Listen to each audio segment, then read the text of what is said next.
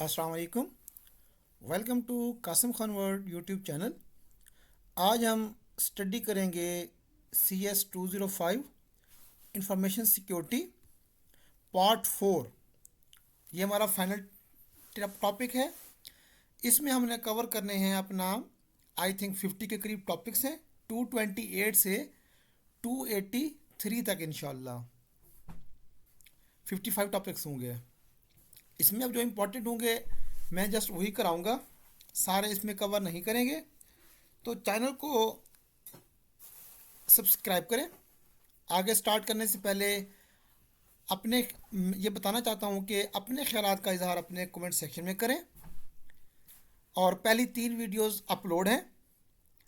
और अगर आपको हैंडआउट्स चाहिए हों ये वाले या इसकी फाइल्स वगैरह जो 2 हैं वो शायद मैं यहाँ पे शेयर करूँ। कुछ हो सकता है ये वीडियो लंबी हो।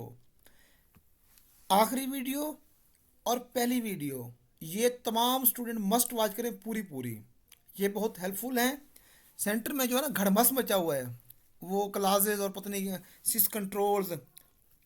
तो वो जो सेंटर वाले टॉपिक्स हैं वो है ऑब्जेक्टिव पॉइंट ऑफ व्यू से इम्पोर्टेंट है। और ये पहला और लास्ट आपके सब्जेक्टिव पॉइंट ऑफ व्यू से बहुत इंपॉर्टेंट हैं।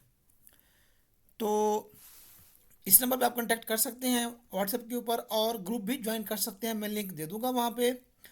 तो स्टार्ट करते हैं टॉपिक नंबर 228, पीसीआई। पीसीआई क्या होता है? Payment card industry. Payment card industry क्या होती है? ये जो आप हम लोग बैंकिंग को डील करते हैं, आपके एटीएम कार्ड लगे हुए हैं, ये किसके थ्रू लिंक होते हैं, वो ऑपरेट होते हैं, ये नेट के थ्रू चलते हैं। तो इसके ऊपर अटैक भी हो सकता है। हमने पढ़ा स्टार्ट में, पहले पहले टॉपिक यही था कि हमारे सिस्टम के ऊपर कोई भी अटैक जो इंटरनेट के थ्रू होगा वो साइबर सिक्योरिटी के माध्यम में आएगा। तो इसलिए बैंकिंग सेक्टर भी हमारे साथ अब डायरेक्टली लिंक्ड है। उसकी भी सिक्योरिटी हमें करनी है। वो कैसे करनी है, फिर उन्होंने उसके भी स्टैंडर्ड बना दिए, इसको मैं कहता ना कानून, उसके भी कानून बना दिए। तो PCI DSS mean data security standard. Payment card industry के उन्होंने डाटा सिक्योरिटी स्टैंडर्ड एक रख दिया कि ये स्टैंडर्ड होंगे, हम इसको फॉलो करना है। हमने इसको क्लासेस कह दें या स्टैंडर्ड कह दें। PCI डाटा DSS क्या है, ये क्यों बना? डेफिनेशन ये है कि design to ensure that all companies that accept, कि वो तमाम कंपनियां जो कबूल करती हैं किस चीज़ को? क्रेडिट कार्ड्स को, डेबिट कार्ड्स को, दैट एक्सेप्ट्स। फॉर एग्जांपल आप जाते हो पेट्रोल पंप के ऊपर, आप एक पेट्रोल पंप आपको हर दफ़ा कार्ड देता नहीं है। आपको कोई भी कार्ड हो, डेबिट कार्ड है, आपका एटीएम कार्ड है, आपका फ्यूल कार्ड है, वो उसे डिडक्ट कर लेते हैं। ठीक है, तो वो क्या कर रहे हैं? एक्सेप्ट कर रहे हैं। शॉपिंग मॉल के ऊपर जाएं आप, वो आपको कार्ड इशू करके नहीं दे रहे, लेकिन वो एक्सेप्ट कर रहे हैं आपका कार्ड। हर वो चीज़ कंपनी जो कार्ड एक्सेप्ट करती है या उसको प्रोसेस करती है, स्टोर करती है या उसको ट्रांसमिट करती है। Credit card information maintain a secure environment. तो वहाँ पे जो भी आपकी ट्रांजैक्शन हो रही है पेट्रोल पंप के ऊपर, शॉपिंग मार्ट में, कहीं भी आपकी जो आपने परचेजिंग की, तो आप जब स्वैप करते हो तो आपका डाटा उनके पास चला जाता है मेन। तो उस चीज़ को सिक्योर करने के लिए कि आपका अकाउंट नंबर, आपका आईडी नंबर, आपका एड्रेस, इस तरह का डाटा उनके पास ना जाए, तो उसको हमने आगे पढ़ेंगे, देखेंगे। उसके लिए क्या बनाई गई थी? PCI DSS। ओके, इसकी डेफिनेशन ये है। अगर सर पूछते हैं ये किस लिए बनाई गई थी, तो आपने कहना है कि ये all companies that accept, process and store और transmit credit card information maintain a secure environment, उनको महफूज हम एक माहौल दे सकें। अच्छा, अब ये मैनेज किससे होती है? अब सारा आपसे पूछ रहे हैं कि payment card industry data security standard, या खाली पूछ लें कि data security standard are managed by. कौन मैनेज करता है? SSC मैनेज करती है। इसको अगर मैं यहाँ पे लिख दूँ SSC, हर्ज तो कोई नहीं है। ठीक है, SSC का क्या मतलब है? Security standard council. उन्होंने इसके स्टैंडर्ड बना दिए। भाई ये वाले जो हैं स्टैंडर्ड है, आपने ये फॉलो करनी है। एसएससी क्या करती है? SSC is an independent body.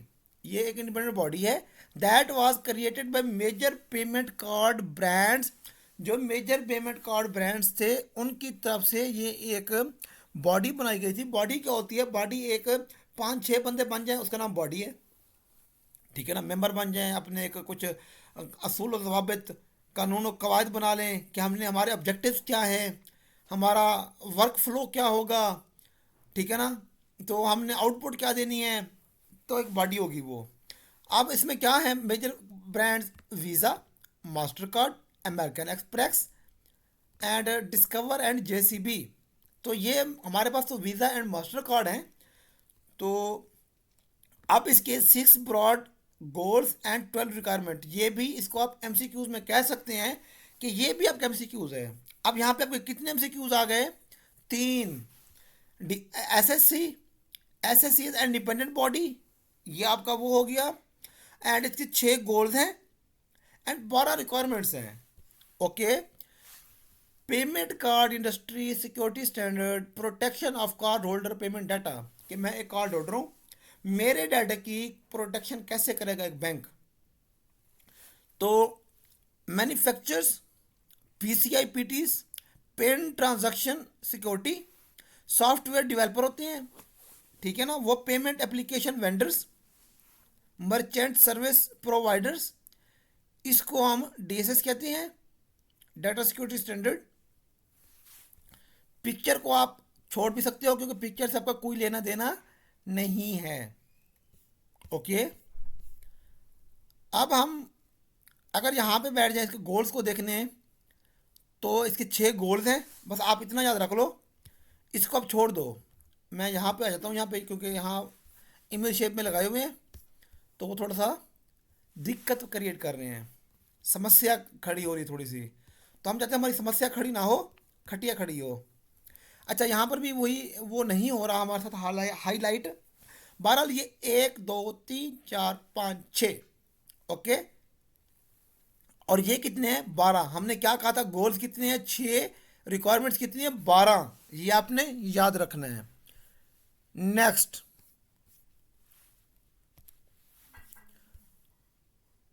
अच्छा ये रिक्वायरमेंट है, टेस्ट प्रोसीजर है, हम इसको छोड़ देते हैं, हमारे से कोई लेना देना नहीं है। PCI payment card industry is specific to cards environment to protect card holder data.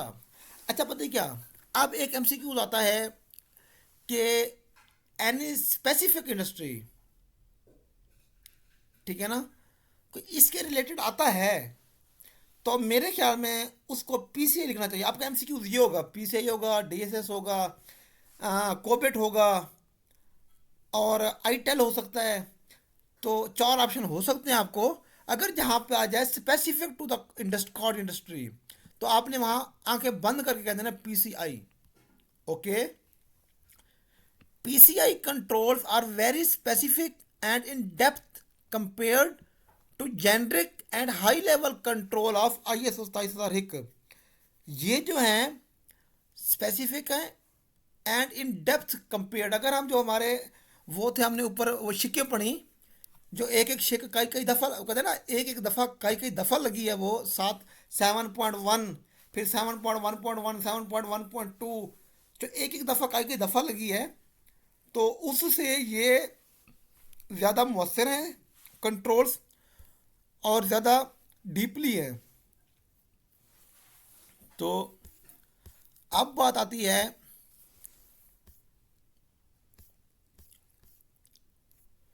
यहाँ पे होगा खलास। तो सिस कंट्रोल सिक्योरिटी कंट्रोल, तेरी खैर, ये फिर आ गए। सांस हमने कहाँ पढ़ा था? शुरू शुरू में पढ़ा था, ठीक है। क्या था वहाँ पे? Information security definition according to SANS, ठीक है ना। तो अब दोबारा सांस यहाँ पे आ गया। A very useful collection of controls for improving security posture. अब ये कंट्रोल्स हैं, ठीक है, हमने पहले पढ़ लिए, ये दोबारा आ गए 20 कंट्रोल्स। ये हमारी जान नहीं छोड़ रहे। जैसा होता है ना एक कोई डॉगी खड़ा है, ठीक है, जंगल में कहीं भी, तो एक सांप आ जाता है लंबा सा। हालांकि सांप मेरे फेवरेट है मारने में, मैं कहीं भी सांप देता हूँ भाग भाग के मारता हूँ, और बड़े सांप मारे मैंने, बेबहा सांप मारे हैं। तो सांप क्या करता है, जब कोई चीज़ उसके कवर में नहीं आती ना, पहले करता है भागने की कोशिश, जब भाग नहीं सकता ना, फिर उस पर हमला करता है। वैसे बेसिकली सांप और चूहा, ये दोनों बड़े बुस्तिल हैं। ये बंदे को देखने के हमेशा भागने की कोशिश करते हैं। तो इसका भी यही काम है। फिर सांप क्या करता है, जब देखता है कुछ नहीं कर सकता, डॉगी खड़ा है उसके साथ कुछ ही नहीं कर सकता, तो उसको ऊपर अपना जिस्म के साथ उसको लपेट लेता है, फिर दबाता है उसको कि वो ऐसे मरेगा ये। तो ये जो सिस कंट्रोल्स हैं, ये भी हमारे साथ कुछ ऐसा ही करना चाह रहे हैं, हमें फुल टाइम लपेटने की कोशिश में है, लेकिन हमने इसके लपेटे में नहीं आना। ठीक है, तो दोबारा वही चीज़ आ गई, 26 कंट्रोल्स। ओके, अब मैं क्या पढ़ूं यहाँ पे।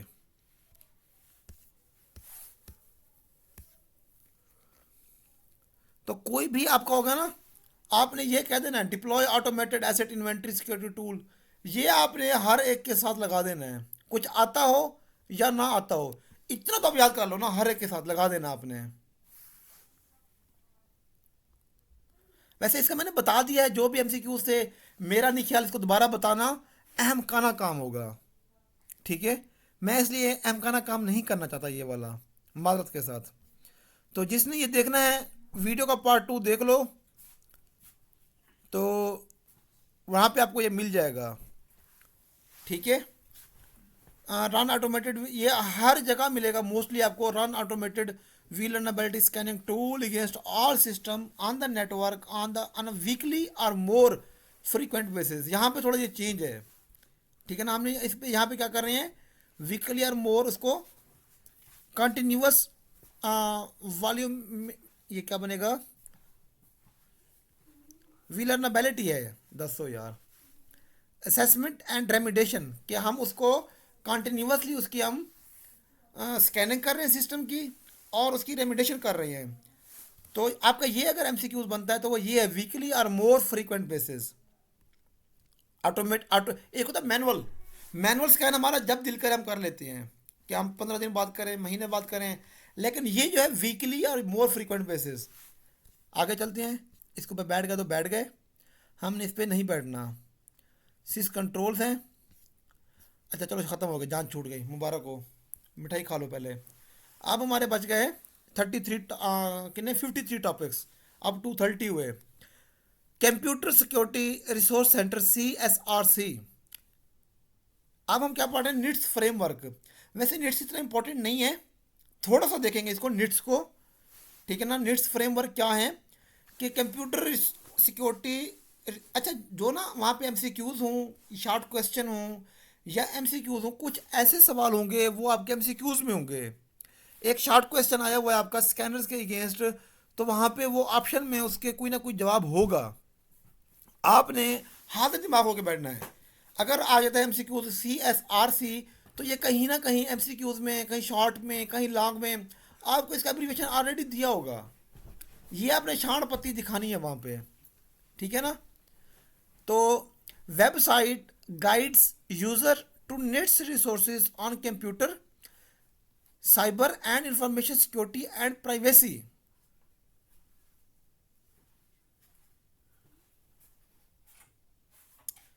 अब नेट्स क्या है, इसको पढ़ना पड़ेगा, क्योंकि मैंने भी नहीं पढ़ा निट्स है क्या।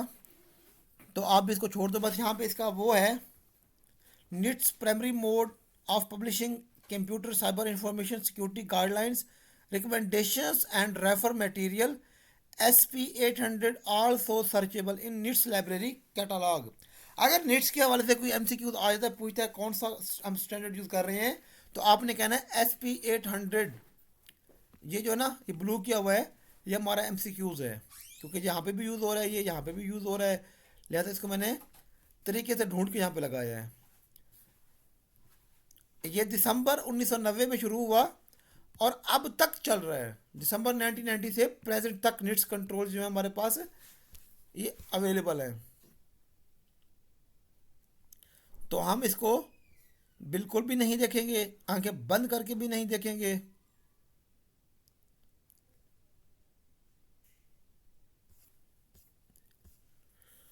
कोविड हम पहले पढ़ चुके हैं, ये फिर कोविड आ गया हमारे पास घूम घुमा के, तीसरी दफा आ रहा है ये कोविड साला।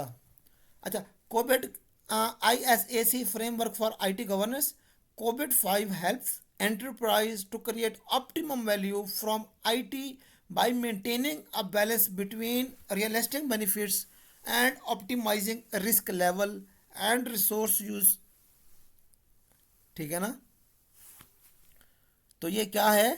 Covid 5 enterprise create optimum value from IT by maintaining a balance between realizing benefits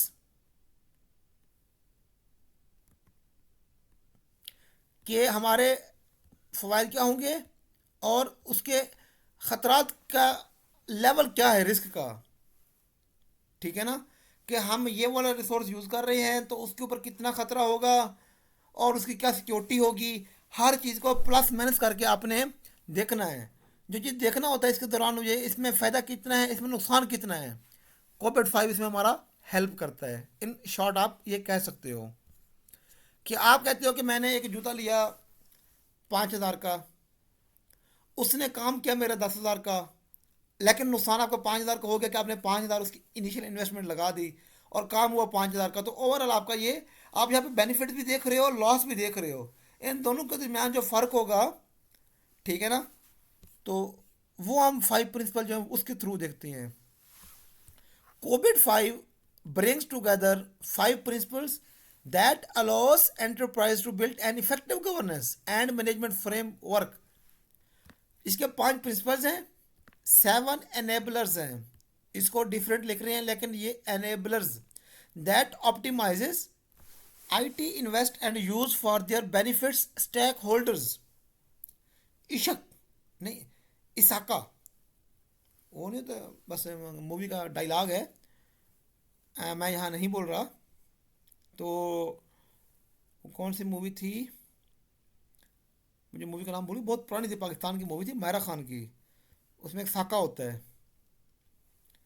तो ये वही साका लग रहा है मुझे। अब कोविड 5 के प्रिंसिपल कितने हैं ये है, कोविड 5 के प्रिंसिपल आपने जस्ट देख लेने हैं, 5 प्रिंसिपल्स हैं, 7 इसके एनेबलर्स हैं।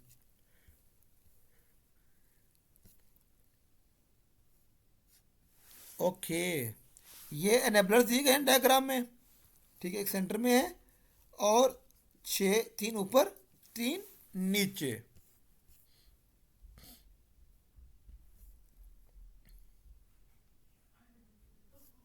अच्छा, अब हमारा यहाँ पे आ गया है CMI। ये हमारा इंतहाई इम्पोर्टेंट टॉपिक है। एक होता है इम्पोर्टेंट, एक होता है इम्पोर्टेंट, एक होता है इम्पोर्टेंट। ये हमारा इम्पोर्टेंट टॉपिक है, ठीक है ना, इम्पोर्टेंट टॉपिक नहीं है।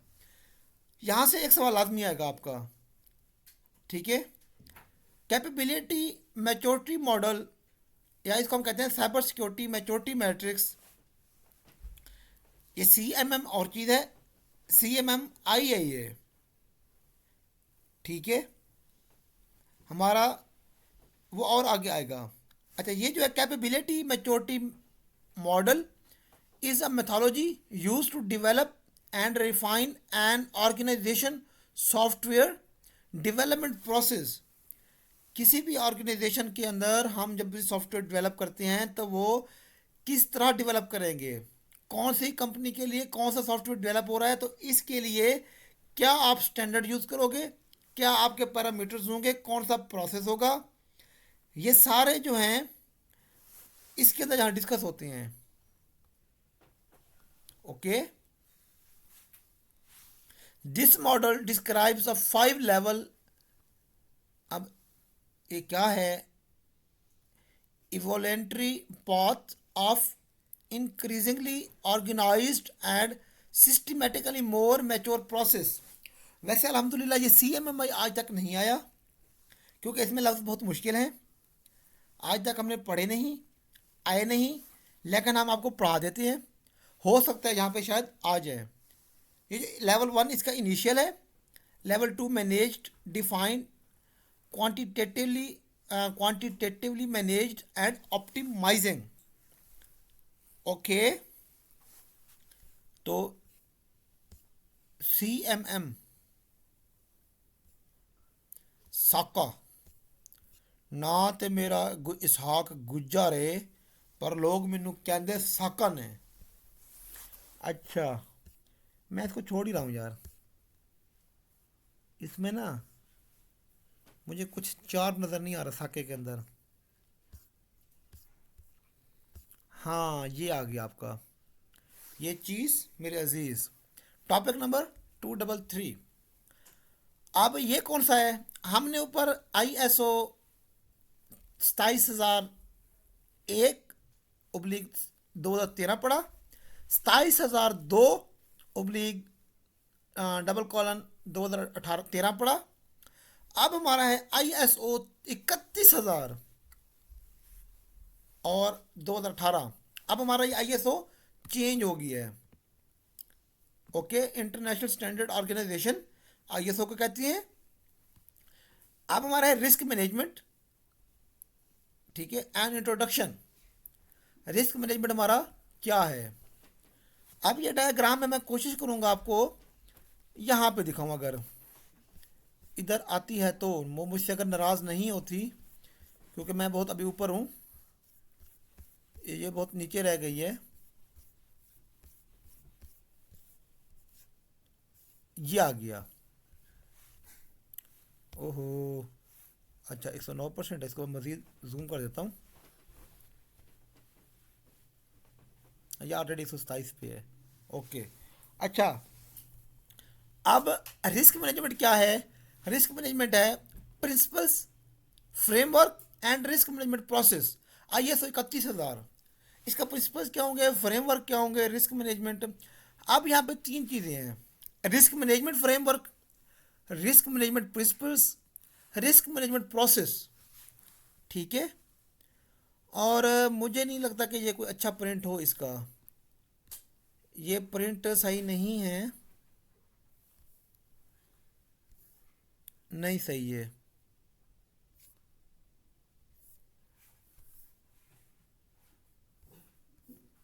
तो इसका क्यों नहीं सही आ रहा? चलो कहीं आगे आएगा, मैं आपको डिटेल में बताऊंगा।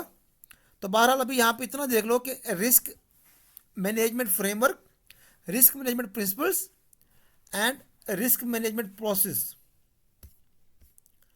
अब risk framework 5 component risk management. पहला पहला हमारा जो रिस्क मैनेजमेंट फ्रेमवर्क, फिर आगे प्रिंसिपल आएगा, उसके आगे प्रोसेस आएगा। इसके जो है वो है integration, design, implement, evaluation and improvement. हम कोई भी चीज़ करते हैं, देखते हैं, उसके अंदर तकरीबन ये 5 से 6 स्टेप हर चीज़ में पाए जाते हैं कि इंटीग्रेशन या प्लानिंग, ठीक है, फिर आगे डिज़ाइन होता है, डिज़ाइन जब बन जाता है उसको इम्प्लीमेंट करते हैं, इम्प्लीमेंट करने के बाद उसकी इवेलुएशन हो रही है, और उसके अंदर फिर कहीं जगह पे उसको हम पैच कर लगा रहे हैं, कहीं हम उसको वैलिडेशन कर रहे हैं, कहीं पे हम उसको स्क्रैप कर रहे हैं, कहीं पे हम उसके अंदर इम्प्रूवमेंट ला रहे हैं। तो ये हो गए स्टेप्स इसके। अब इसके प्रिंसिपल्स हैं। प्रिंसिपल्स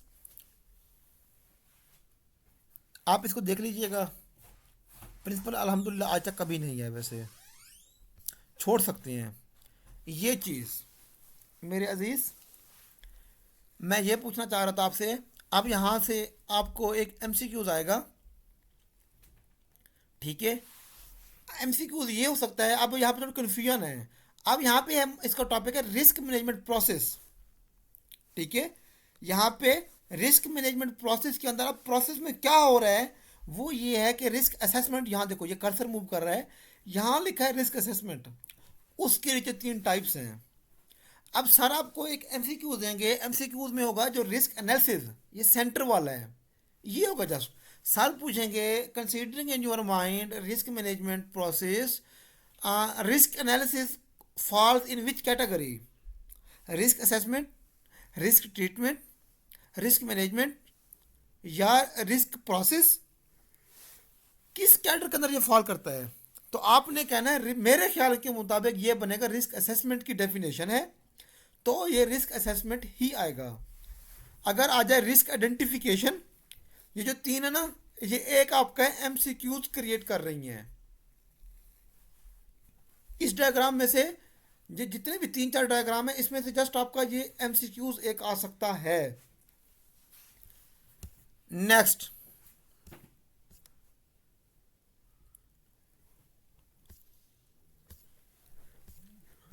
अच्छा, फिर वही चीज आ गई। ठीक है, रिस्क मैनेजमेंट फ्रेमवर्क घूम घुमा के यही आएंगे। अब यहाँ पे प्रिंसिपल्स को लेके आया पहले, इसके प्रिंसिपल्स को यहाँ पे हम देखते हैं क्या है, क्यों है। इसको थोड़ा सा सीधा कर ले, अगर आप लोग इजाज़त दे तो, नहीं देंगे तो फिर भी मैं सीधा कर लूँगा इसको, ऐसी बात नहीं है। क्योंकि जो मैं करता हूँ, जो मैं कहता हूँ वो मैं करता हूँ, जो मैं नहीं कहता हूँ मैं लाजमी करता हूँ। रॉडी राठौर मूवी का डायलॉग है ये, मेरा नहीं। अच्छा, टॉपिक नंबर 234, इसके 8 प्रिंसिपल्स हैं रिस्क मैनेजमेंट के। ठीक है, तो 8 प्रिंसिपल ये हैं। अच्छा, अब इसमें क्या इंपॉर्टेंट है मुझे ज़रा देखने दो। अच्छा, आप भी कहोगे बार बार अच्छा अच्छा कर रहे हैं। First 5 principles provide guidance on how risk management initiative should be designed, and principles 6, 7 and 8 relate to operation of risk management. हाँ, ये चीज़ फर्स्ट 5 क्या करते हैं, guidance how are risk management initiate, कि इसको इनिशिएट कैसे करना है। ठीक है, तो प्रिंसिपल 6, 7 एंड 8 रिलेट करते हैं आपके ऑपरेशन से। ऑपरेशन डिपार्टमेंट जो है आपका, कि रिस्क मैनेजमेंट इनिशिएटिव, उनका ऑपरेशन क्या है। यहाँ पे गाइडेंस है और यहाँ पे ऑपरेशन है। ओके, 6, 7 एंड 8, इसको भी मैं हाईलाइट कर देता हूँ। द लेटर प्रिंसिपल, अच्छा,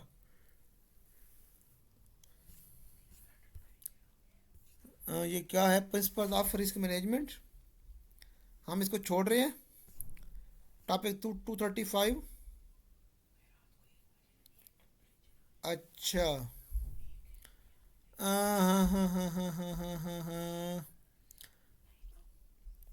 इसको ना अभी मैं थोड़ा सा गैप दे रहा हूँ, रिफ्रेश होकर फिर स्टार्ट करता हूँ। अच्छा, टॉपिक नंबर 235 था हमारे पास, ISO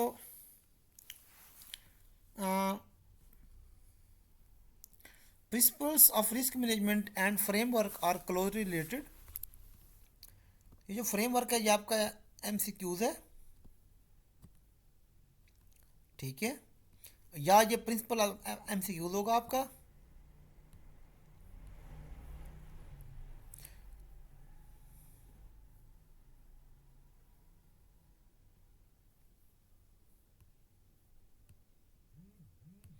अच्छा,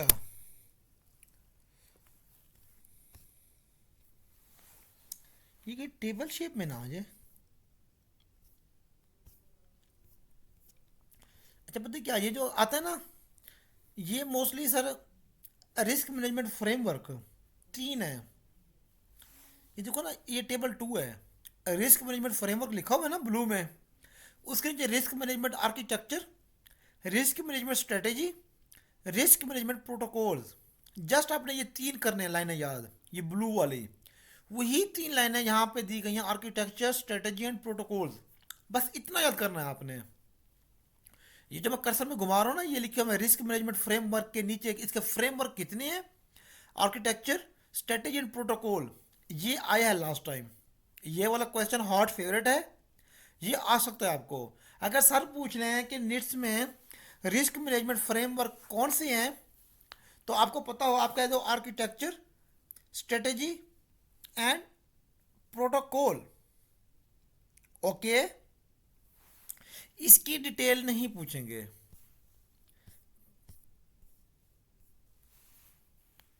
अच्छा, ये फिर वही चीज़ आ गई जो हम पहले पढ़ चुके हैं।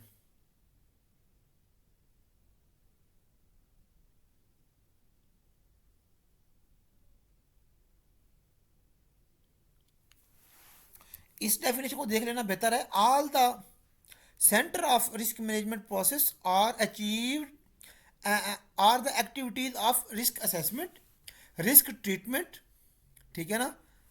ऊपर दो ही थे, risk assessment and risk treatment. जिस तरह ये देखो, रिस्क असेसमेंट है और नीचे रिस्क ट्रीटमेंट है। Risk assessment is described having the three stages, risk identification, ये risk analysis and risk evaluation. जो मैंने ऊपर आपको एक डायग्राम के साथ बताया था कि इसमें से एमसीक्यू आएगा, उसकी यहाँ पे क्लैरिफिकेशन हम कह सकते हैं कि यहाँ पे उसकी हो गई। जस्टिफिकेशन, क्लैरिफिकेशन, ये तीनों किसके अंदर आते हैं, रिस्क असेसमेंट में आते हैं। Okay, good.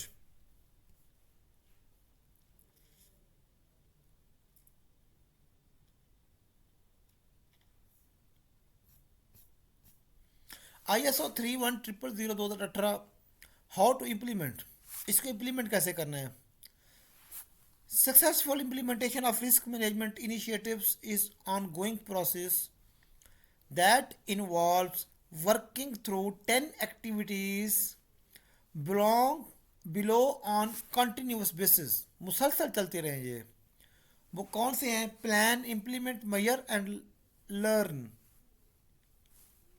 प्लान, किसी चीज़ को प्लान करो, काम को इम्प्लीमेंट करो, इम्प्लीमेंट करो कि जो हमने, फिर मेजर करो कि हमने जो चीज़ इम्प्लीमेंट की प्रॉपरली, एक्यूरेटली, सक्सेसफुली इम्प्लीमेंट हुई कि नहीं, फिर उससे क्या सीखा आपने। ये इसकी डेफिनेशन इंपॉर्टेंट नहीं है सेंटर में इतना, लेकिन आप इसको देख लीजिएगा तो अगर आपके पास टाइम हो तो।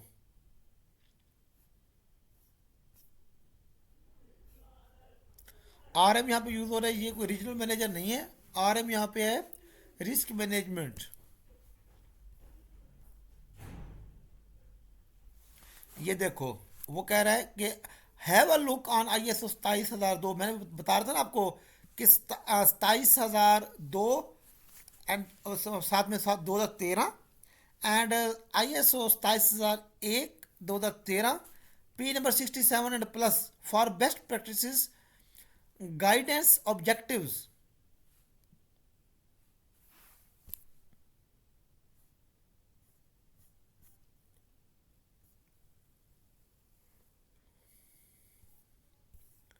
अब ऑडिट ऑडिट ऑडिट का आता तो है,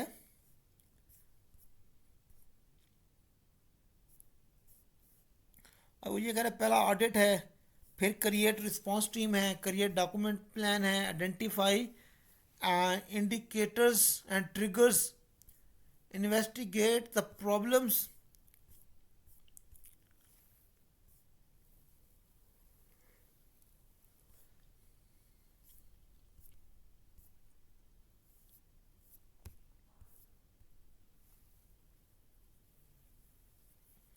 अब मुझे अब ये आइडिया नहीं है कि इंसिडेंट मैनेजमेंट में सर ये पूछ सकते हैं कि नहीं।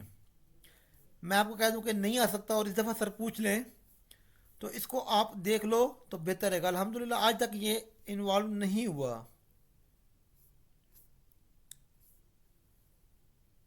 बाकी अल्लाह के हवाले। Topic number 240, change management. ये change management, ITIL ITIL change management is a process designed to understand and minimize risks while making IT changes।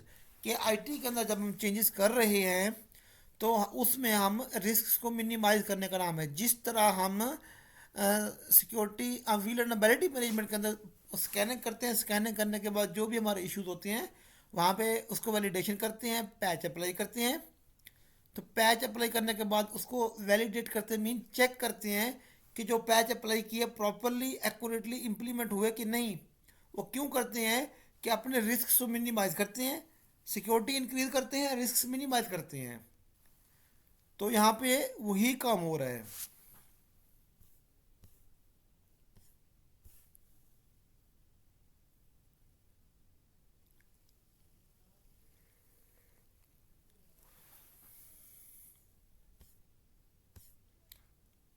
अब चेंज का आ सकता है आपको, यह सवाल आता है हर स्टूडेंट को तकरीबन। चेंज की कितनी टाइप्स हैं, there are how many types of change. अब एक स्टैंडर्ड चेंज है, ठीक है। स्टैंडर्ड चेंज क्या है? Standard change are changes to a service or to the IT infrastructure where the implementation process and the risks are known upfront। Mean आपको पता हो कि आपके सामने जो इश्यूज आ रहे हैं, जो रिस्क्स आ रहे हैं, वो ये वाले हैं, ठीक है।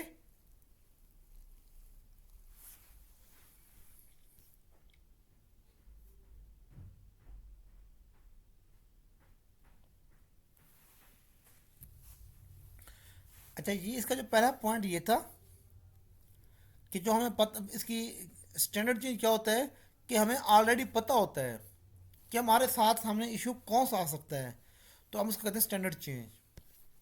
और नॉर्मल चेंज, अगला है तीसरा एमरजेंसी चेंज।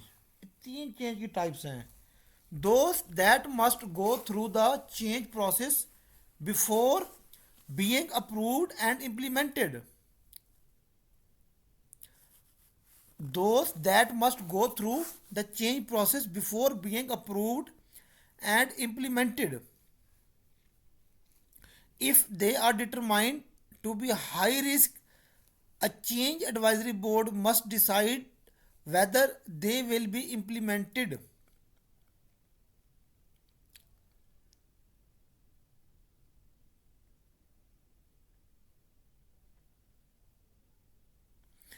ये जो हमारे हैं ये अप्रूव हुए बगैर अप्लाई नहीं हो सकते। पहले हम अप्रूव करवाते हैं, ठीक है। तो उसके बाद फिर हम इनको अप्लाई करते हैं। अप्रूव कौन करता है? अप्रूव करता है change advisory board. Change advisory board इसको अप्रूव करता है, डिसाइड करता है कि इनको अप्लाई इम्प्लीमेंट करना है कि नहीं करना।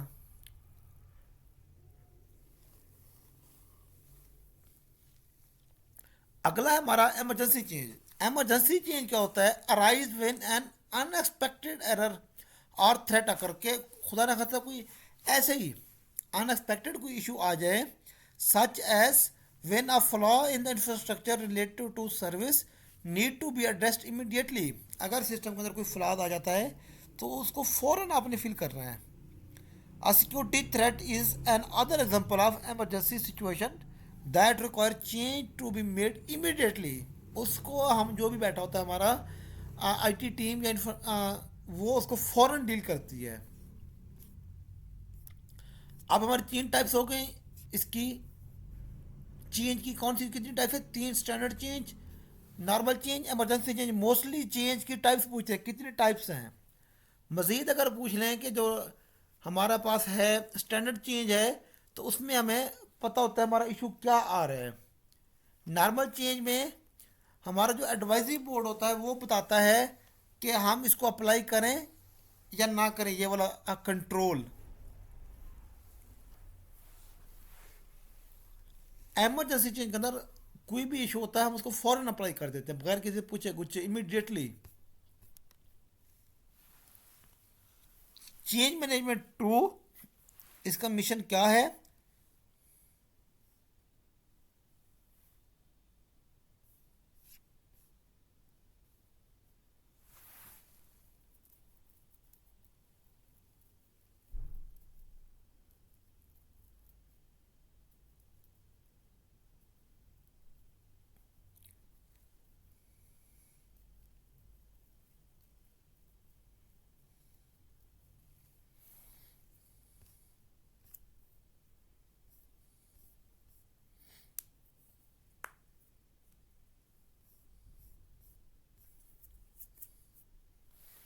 कितने चेंज मैनेजमेंट होंगे यार, ये तो मुझे भी नहीं पता इतने चेंज मैनेजमेंट आ रहे हैं।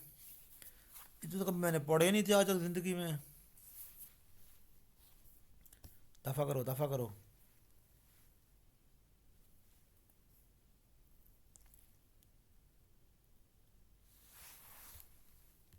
ये ये मुझे करके दिखाए तू।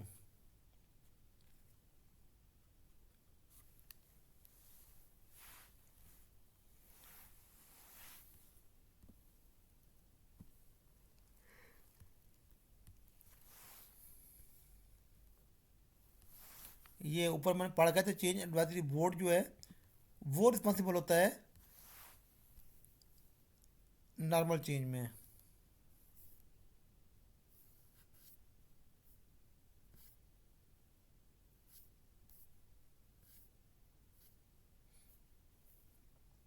साइबर सिक्योरिटी चैलेंजेस कौन से हैं?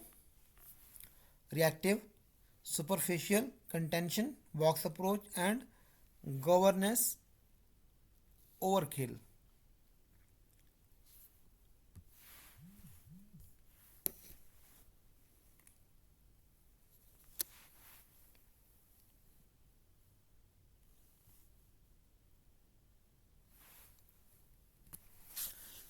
अच्छा स्टूडेंट्स, हम पढ़ रहे थे ये वाला टॉपिक, साइबर सिक्योरिटी चैलेंजेस।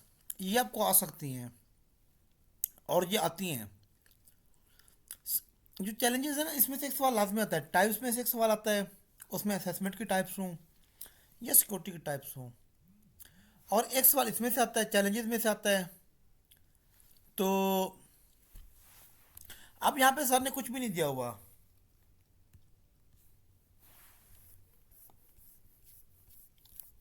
यहाँ भी देख लेते हैं, क्या तीर मारा हुआ है, मेरा नहीं ख्याल कुछ हो।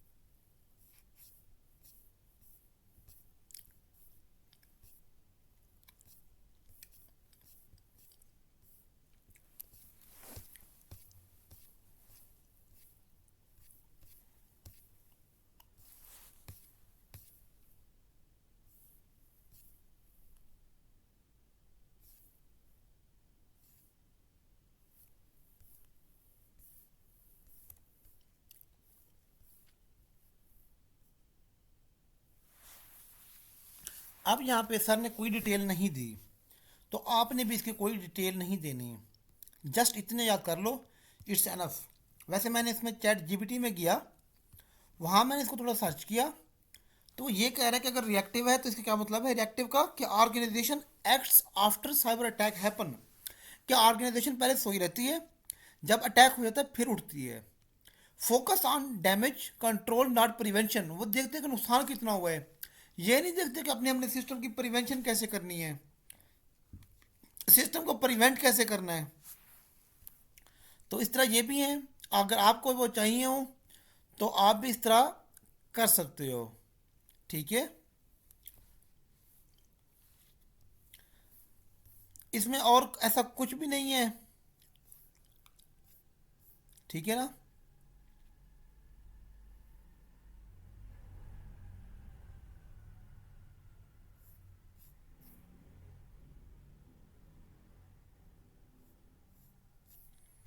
224 में है project management for information security.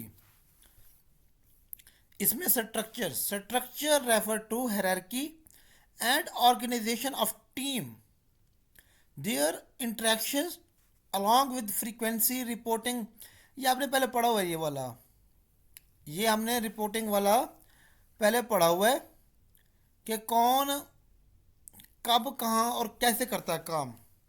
Reporting procedure क्या है, मिड में आपने पढ़ा है, वीकली, मंथली, क्वार्टरली, उसमें चार थे, इसमें अब तीन हो गए स्टेप्स, बस ये फ़र्क है। ये टीम स्ट्रक्चर है, सेंटर में कंसल्टेंट है, इंफॉर्मेशन सिक्योरिटी हेड है, नेटवर्क मैनेजर है, मैनेजर एप्स डेटाबेस, ठीक है। और ये ऐप्स भी कह सकते हैं, इसका एप्लीकेशन भी कह सकते हैं, मैनेजर एप्लीकेशन दुब्लिक डेटाबेस, मैनेजर सिस्टम। तो ये सारे आपस में कोऑपरेशन होते हैं सबका, एक टीम स्ट्रक्चर बनता है। प्रोजेक्ट सीक्वेंस किसी ज़माने आया था लेकिन आजकल नहीं आ रहा, एक दफ़ा आया था ये, ठीक है ना।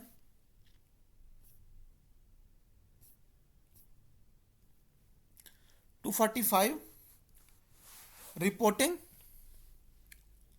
Reporting is a critical component of effective project management and has following objectives. इसके मकासद क्या हैं? रिपोर्टिंग ऑब्जेक्टिव, क्रिएटिंग विजिबिलिटी, के रिपोर्टिंग से एक चीज़ आपकी वाज़ेह हो जाती है कि अगर किसी चीज़ में कहीं इशू होता है, कोई मसला मसाइल होता है, आप एक बंदे की, एक चीज़ बंदे की ना कहें, एक सिस्टम की रिपोर्ट कंप्यूटर जनरेटर निकालते हो, आपको फॉल्ट नज़र नहीं आता, आप आगे दे देते हो सकता है उसको कोई फॉल्ट नज़र आ जाए इसके अंदर, ठीक है। तो क्रिएटिंग विजिबिलिटी हो जाती है, keeping resources engaged for their input and involvement, कि हम हर चीज़ को उसका प्रॉपर यूटिलाइज करते हैं, ठीक है ना, हर चीज़ को एंगेज करते हैं एक दूसरे के साथ। Keeping management informed of success and challenges, जब हम रिपोर्ट करते हैं तो हमारी जो कामयाबियाँ होती हैं या इश्यूज होते हैं वो आगे तक पहुंच पाते हैं। ये नहीं होता कि हम ऑल इज़ वेल का रिपोर्ट लगाते रहें और आगे कुछ ना भेजें, ठीक है ना। फिर क्रिएटिंग क्रेडिबिलिटी,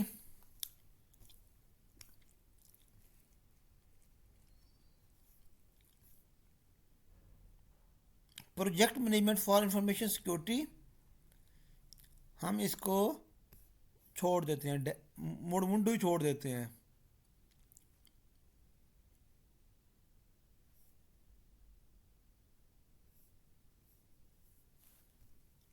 ये हो सकता है ये आ जाए आपको,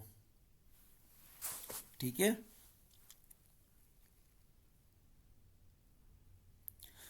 इसमें से एमसीक्यूज भी पूछ सकते हैं सर, फॉर एग्जाम्पल ये पूछेंगे कि information relevant heads of progress, identify challenges, या जो सर कहे कि मंथली जो रिपोर्ट जाती है वो किस फॉर्मेट में होती है, आपने कहना PPT presentation, quarterly and monthly PPT presentation, जो वीकली रिपोर्ट होती है वो होती है PDF means, okay.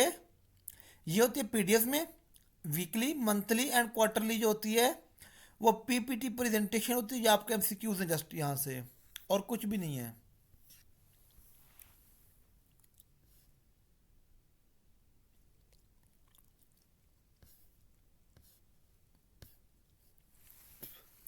Leadership,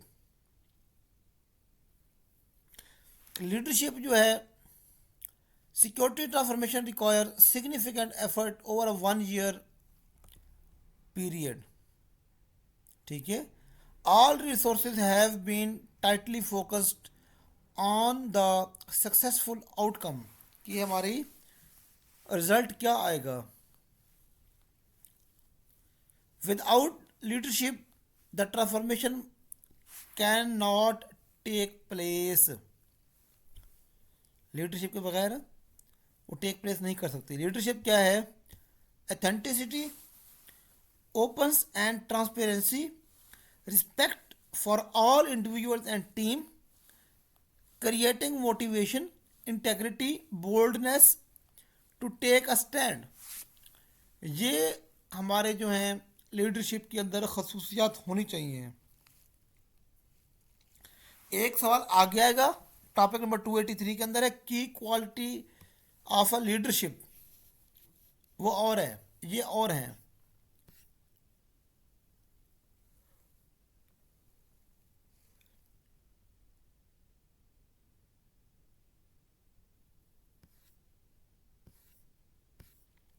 capacity management,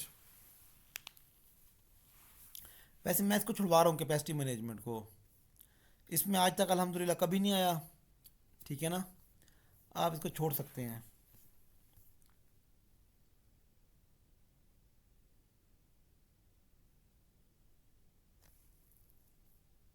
किस्मत भैड़ी, इस दफ़ा आज कुछ कह नहीं सकते, तो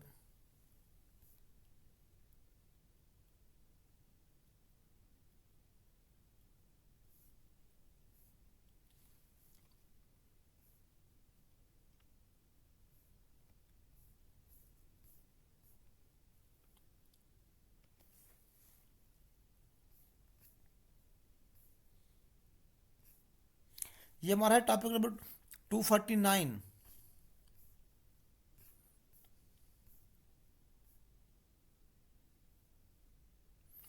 issues with risk management in Pakistan, ये आ सकता है आपको। Risk management hierarchy not trained in IT, okay, IT के अंदर इसकी कोई दर्जा बंदी या कुछ भी इस तरह का नहीं होता। Separate department not suitable given security maturity level, seen as outsider, माशाल्लाह। Low cooperation level with IT, ये तो होता है, ठीक है ना। हमारे यहाँ जो एचएससी होती है, कभी एचएससी मुंह नहीं लगाते, कभी हम नहीं लगाते। Risk management and internal audit,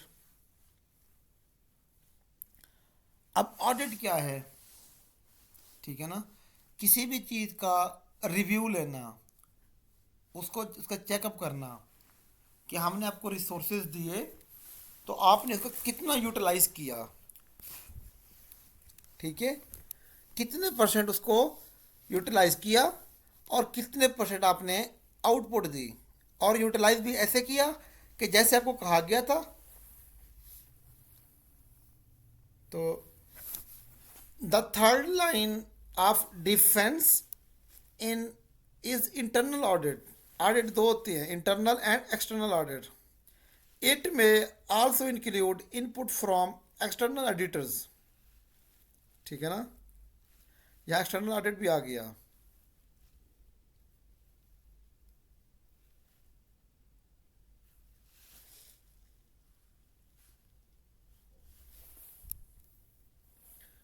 issues with internal audit, हम इसको छोड़ सकते हैं। Management reviews, purpose, results, what should be covered, ये 3 स्टेप्स हैं, मैं तो इसको छुड़वा रहा हूँ भाई।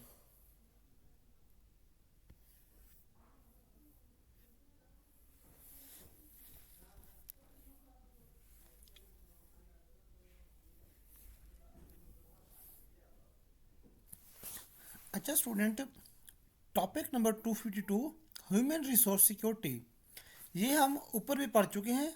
हमने जो क्लासेस पढ़ी थी वहाँ पे प्रायर टू एम्प्लॉयमेंट और ड्यूरिंग एम्प्लॉयमेंट था, जिससे बता रहे ISO 27001, इसके अंदर एक स्क्रीनिंग थी और एक term and conditions of employment, क्या हम उसके पहले स्क्रीनिंग करते हैं, कौन है, कैसे है, कहाँ से है, फैमिली बैकग्राउंड क्या है, फिर उसको टर्म एंड कंडीशंस देते हैं कि आपने नौकरी कहाँ करनी है, आपकी जॉब क्या होगी, आपका रिस्पॉन्सिबिलिटीज़ क्या होगी, आपका पे पैकेज क्या होगा, तो उसको टर्म एंड कंडीशंस बता देते हैं। फिर है ISO 27002 गाइडेंस, यहाँ पे 2001 था, 001, यहाँ 002, screening, availability of satisfactory character reference, ठीक है, like business and one proposal, verification for complete and accuracy of applicant CV, confirmation of claimed academic and professional qualifications, mean उसकी हर चीज़ चेक करनी।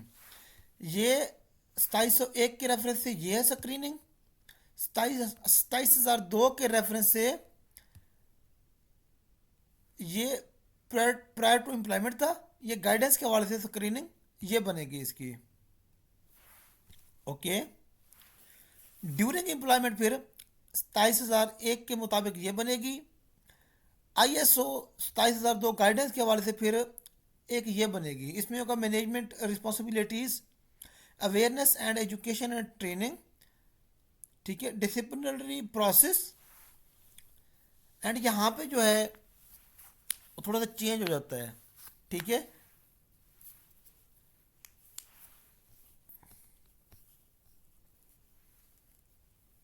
टर्मिनेशन इसको मैं छोड़ रहे वैसे, टर्मिनेशन पढ़ते तो जाए लेकिन इतना इम्पोर्टेंट नहीं है वो। अब ये है SBP CIRC technology governance framework, state bank of Pakistan technology governance. उन्होंने हमारे फिनेंशियल ट्रांजैक्शन के लिए ये फ्रेमवर्क दिए हुए हैं। IT गवर्नेंस इन FIs,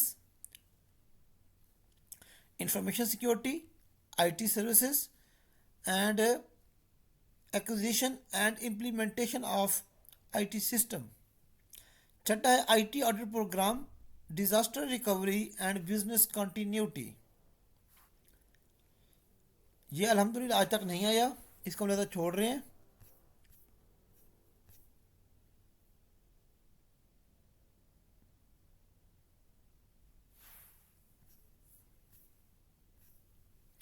अब हमारे पास आ गया मज़े का topic, cyber security maturity matrix, इसको CSMM भी कहते हैं हम, ठीक है। अब यहाँ पे मैं आपको एक चीज़ बता दूँ, यहाँ पे ये जो फाउंडेशन है ना, ये नीचे है, ये पांचवा नहीं है, ये हमारा पहला स्टेप है, ठीक है ना। ये हमारा क्या है, पहला स्टेप है। और हमारा जो है पांचवा स्टेप सिक्योर्ड है, छठा। Foundation, fundamentals, harden, protected, monitored and secured. अब इंडस्ट्री सिक्योरिटी चैलेंजेस, अगर हम इसको देखें तो industry security challenges, grassroots security controls have not been implemented, haphazard reactive security approach, not following any structure security architecture framework। इनको आप ऐसे ही देख सकते हैं, इसमें एक्सप्लेन मैं क्या करूं अब, ठीक है।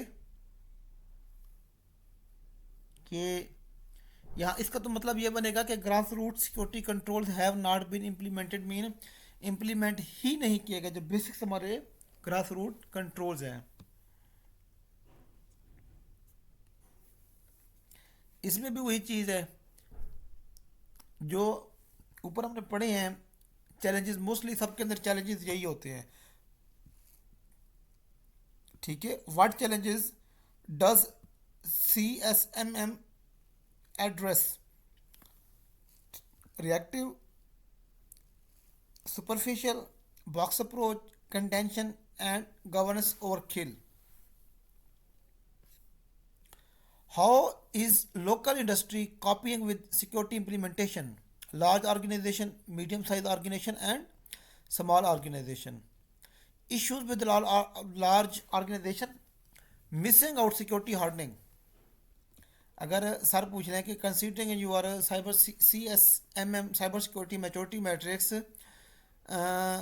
इश्यूज विद लार्ज ऑर्गेनाइजेशन, तो आप कहोगे security hardening missing, vulnerability management effectively not being done as per international laws best practice, attempting automation on box approach। okay, issues with medium size organization, इसमें क्या होता है, do not have sufficient security expert, इनका staff पूरा नहीं होता। Security was never a focus, security का भी फोकस था ही नहीं।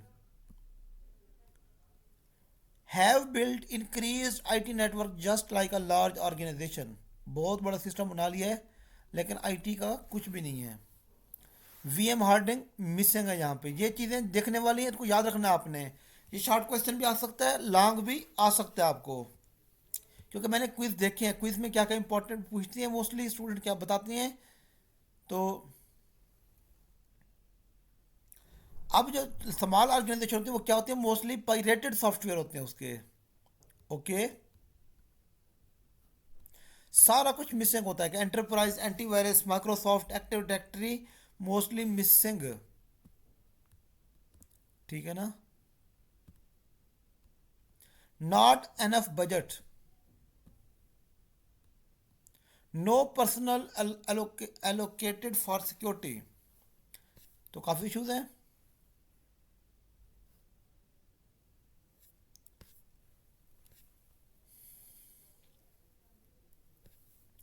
अब हमारे पास एक टेबल है, एक टेबल यहाँ पे है, एक टेबल यहाँ पे है।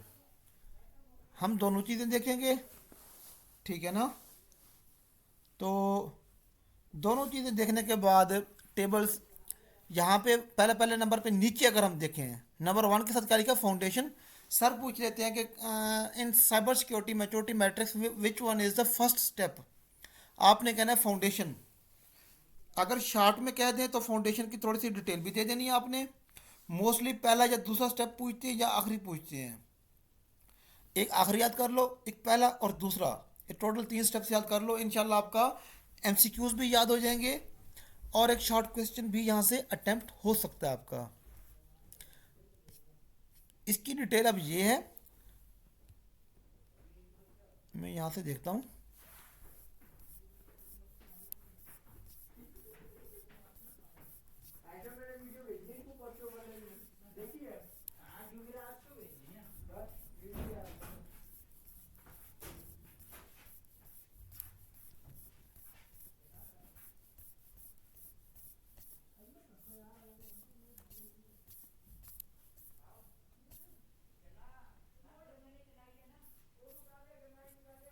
इसको मैं रोक रहा हूँ, ऑन करके फिर आता हूँ। अच्छा ये देखो, ये है पहला स्टेप है इसका फाउंडेशन। फिर फंडामेंटल्स, हार्डन, प्रोटेक्टेड, मोनिटर्ड। इसका स्क्रीनशॉट ले लो। ये आपने अच्छे से याद करनी है, 6 के 6 स्टेप्स। ये आपका शॉर्ट क्वेश्चन भी है, लॉन्ग भी है, एमसीक्यूज भी है, ये बहुत बार आएगा। ठीक है।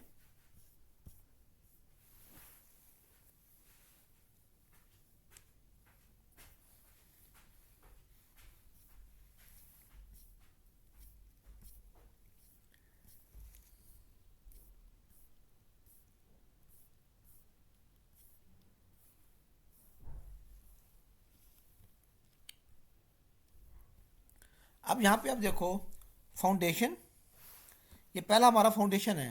पहला हमारा सिक्योर्ड नहीं है। हम किसी भी चीज़ की पहले फाउंडेशन रखते हैं, उसके फिर फंडामेंटल्स हो गए, उसको फिर हार्ड करते हैं, उसके बाद प्रोटेक्ट करते हैं, फिर उसको मॉनिटर करते हैं, फिर उसको सिक्योर करते हैं। ठीक है। तो ये चीज़ें हो गई। और पहला जो फाउंडेशन है इसमें आपने as firewall with filtering, active directory, licensed enterprise antivirus या लाइसेंस्ड विंडो ऑपरेटिंग सिस्टम या ओपन सोर्स। तो ये 4 स्टेप्स हैं, ये देख लेने। दूसरे में भी 4, और आखिरी में जो हमारे पास सिक्योर्ड के अंदर है, red team penetration testing, security, ये क्या है, automation and incident response, threat protection, threat simulation. ये 4 स्टेप्स उसके हैं। 4 स्टेप्स पहले के, 4 आखिरी के। ये तो कम से कम पता हो आपको। ये स्टेप्स के सारे नाम ये आपने याद कर लेने। हॉट फेवरेट है, ये हॉट फेवरेट है, ये आएंगे। और सॉरी, इसमें से अगर ये आता है एमसीक्यूज में, कोई लेयर पूछ लेते हैं सर, या सर पूछेंगे आपसे कोई भी चीज़ यहाँ से कि शॉर्ट में पूछ सकते हैं, तो आपको पता हो। Okay. How does CMM helps. ठीक है।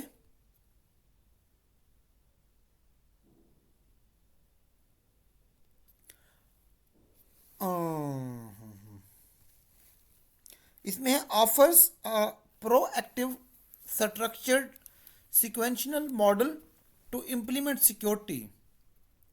Model is certifiable cybersecurity certification board. छोड़ देते हैं उसको, काफ़ी है। अब यहाँ पे उसकी डिटेल है फाउंडेशन की। यहाँ पे हमारे पास पहला है लाइसेंस्ड विंडो ऑपरेटिंग सिस्टम या ओपन वास। फिर डिटेल ये licensed window, Ubuntu open source, other numerous open source alternatives, basic requirement for a secure IT setup.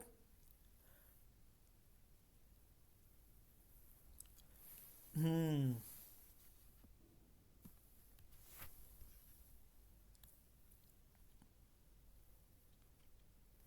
इसको अपने अगर पढ़ना चाहें तो पढ़ लें, इसमें इतना वो नहीं आएगा मेरे ख्याल में।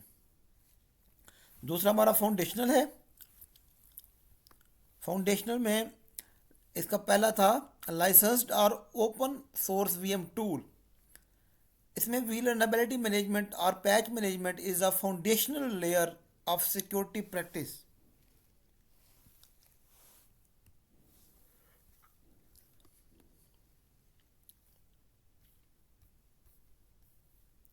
ये हमारा हार्डेंड है, थर्ड लेयर। हम उसको हार्ड कर रहे हैं, फिर प्रोटेक्टेड होगा। ठीक है, चौथे नंबर पे प्रोटेक्टेड।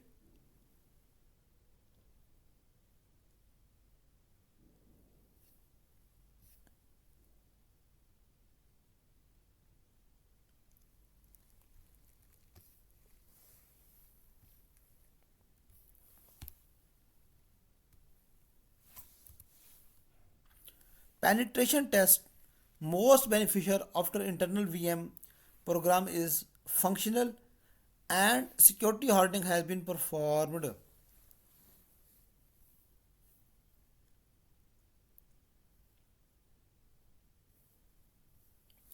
अब इसकी पांचवी लेयर है मॉनिटर्ड। अच्छा, अब यहाँ पे हमारे पास एक क्वेश्चन आ गया, लीडिंग सीमेंट सोल्यूशन वहाँ पे पूछ रहे थे, वो यहाँ पे है hot favourite question. Leading SIEM solution कौन से हमारे पास हैं? LogRhythm, IBM QRadar, Splunk, elastic search. अगर सर पूछ लेते हैं तो वो अब यहाँ पे आ गए हैं।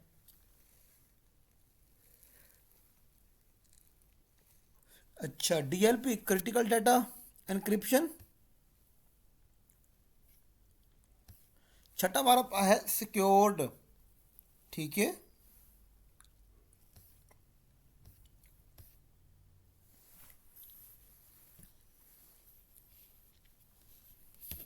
अब red team penetration testing, a red and blue team, attack and defensive simulation, continuously find hole in security definition, defenses, uncover security vulnerabilities before hacker exploit them।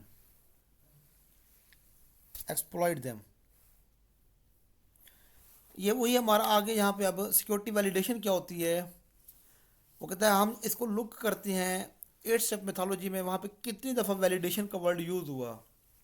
ठीक है, वैलिडेशन होती है कि purpose here to only validate और confirm that intended controls have been correctly completely successfully applied to पैलेट setup और not. बस इतना आपके लिए याद कर लो कि हम इसको चेक करते हैं कि हमने जो कंट्रोल्स अप्लाई किए थे वो accurately successfully and completely implement हुए कि नहीं। बात ही ख़त्म। ओके, बाकी छोड़ दो इसको। इम्प्लीमेंट कंट्रोल्स, वही चीज़ आ रही है, कंट्रोल्स इम्प्लीमेंट करने हैं। यहाँ पे टेस्ट ऑब्लिक वैलिडेट आ रहा है।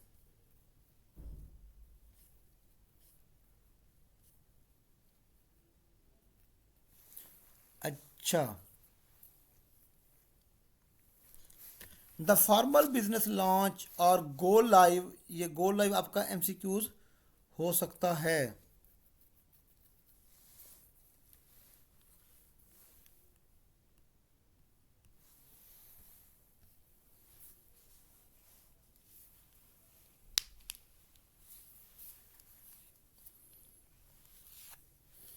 अब यहाँ पे है security validation, security testing and security accreditation.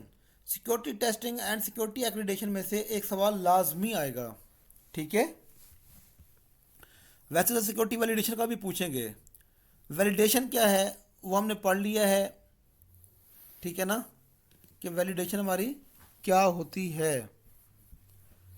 अच्छा, अब यहाँ पे एक और सवाल आ रहा है, हु इम्प्लीमेंट सिक्योरिटी कंट्रोल्स। हमने पढ़ा हुआ है ऊपर कि under security transformation model security controls are implement by IT teams, क्योंकि बाकी सारे काम इंफॉर्मेशन सिक्योरिटी टीम करती है, तो ये जो इम्प्लीमेंट कंट्रोल्स आईटी टीम करती है।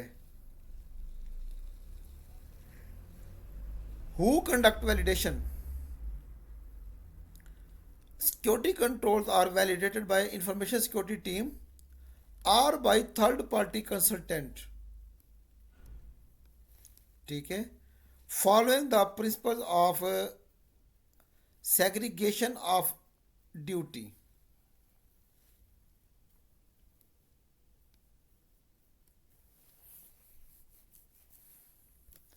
ये आ गया, हमने पहले पढ़ लिया कि हमें क्यों जरूरत होती है, to check the completeness of control, correctness and accuracy of the control.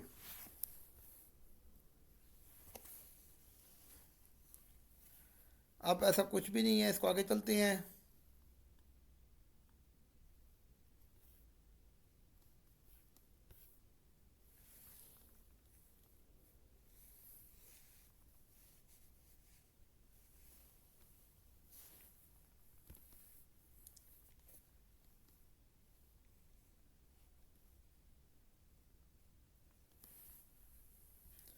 Topic number 263, validation performed.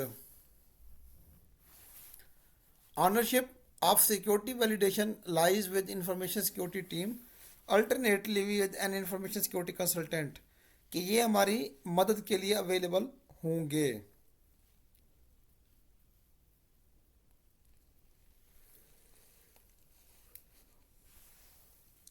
हम इसको छोड़ रहे हैं फिलहाल कि सिक्योरिटी इसका वैलिडेशन। हाँ, ये देख लेना आपने, इसका जो स्टेप्स है ना वो देख लेना है, decide scope, study controls, conduct review, remote errors, remove errors, confirm validation. कितनों की रिकॉर्डिंग, 1 घंटा 12 मिनट। तो ये आपने पढ़ लेने अगर दिल करे तो, वरना इम्पोर्टेंट नहीं है ये भी।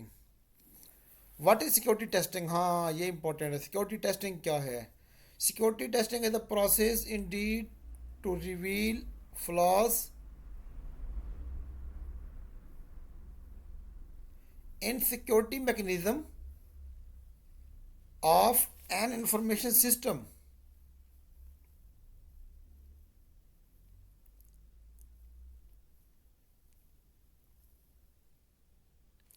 Security testing is not validated. Security testing consists of a running test through a manual process or automated tool to discover weakness or bugs in the software, ठीक है ना। एक हमारे पास स्कैनर यूज करके हम स्कैन करके बता सकते हैं कि बग्स हैं कि नहीं। Types of security testing, hot favourite, ये वाला लिख लो, आएगा आएगा आएगा आपको ये सवाल, इंशाल्लाह आएगा।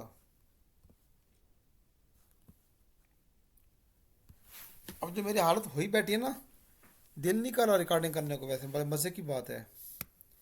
उसकी रीज़न ये है कि पहले दिन को एक रिकॉर्डिंग की 2 घंटे की लगा के, तो अब ये कर रहा हूँ सेकंड। तो टाइप्स ऑफ इंपॉर्टेंट क्वेश्चन बता देता हूँ कि कौन कौन से इंपॉर्टेंट हैं जो आ सकते हैं पेपर में, ठीक है। टाइप्स ऑफ सिक्योरिटी टेस्टिंग कौन सी हैं? Vulnerability assessment, penetration testing, other will other security testing through various automated tool, code review.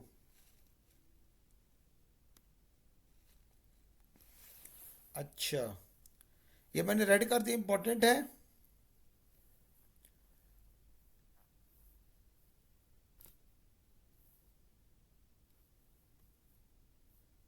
अच्छा, विलनरेबिलिटी असेसमेंट ये हमने वैसे पढ़ ली ऊपर।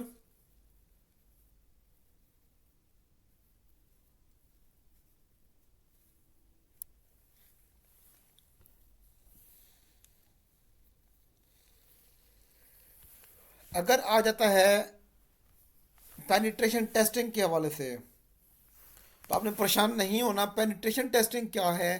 Penetration testing is called pen testing, is the practice of testing a computer system or network of application to find vulnerabilities that attacker could exploit। कि attacker को exploit करने से पहले मार्केट से बंदा पकड़ो, उसको सिस्टम चेक कराओ, ठीक है, और चेक करा के उसको दे दो।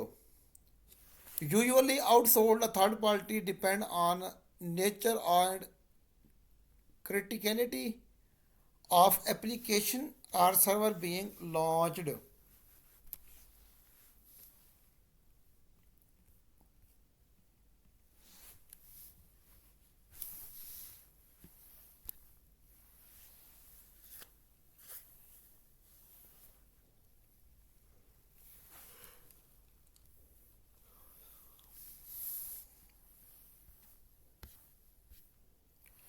What is security accreditation? Security accreditation क्या है? Accreditation is the formal acceptance of the adequacy of a system overall security by management। By इसकी डेफिनेशन जो है ये सांस दे रहा है। वो कह रहे एक चीज़ बन गई है, उसका एक फॉर्मल जो एक्सेप्टेंस होगा उसको हम एक्रीडेशन कहेंगे। Whenever a new significant portal application और सर्विस बीइंग लॉन्च्ड, ये इसकी डेफिनेशन आ सकती है एक्रीडेशन की। What is security accreditation? ठीक है, जो डेफिनेशन ये पढ़ा दी, इट विल बी बेनिफिशियरी।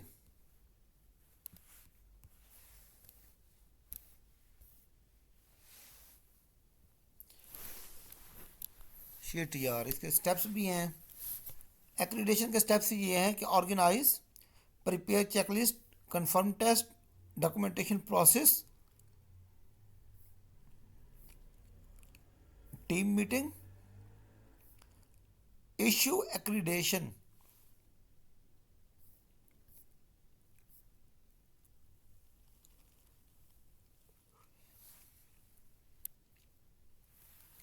अब हमारा है embedding information security life cycle into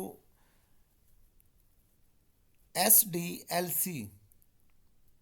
SDLC क्या है? System development life cycle should embed in the information security activities forming a security SDLC, secure SDLC। ठीक है,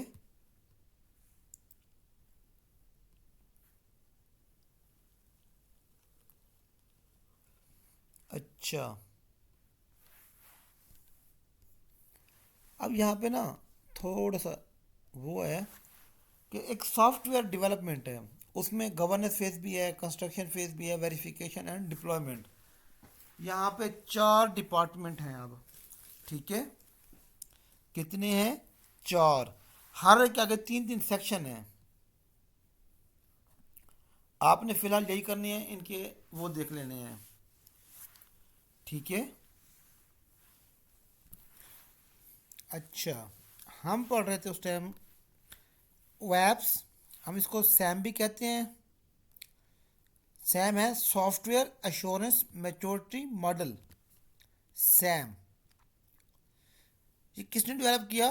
वेब्स, ओके। अब सॉफ्टवेयर डेवलपमेंट जो है इसके 4 सब सेक्शन है: governance, construction, verification and deployment. तो अगर हम इसको मज़ीद नीचे जाएंगे तो 4 critical business function, for each business function there are 3 security practices. के 4 सिक्योरिटी फंक्शन है मेन, हर एक के लिए फिर 3 सब प्रैक्टिस हैं। For each security practice 3 maturity level as objectives.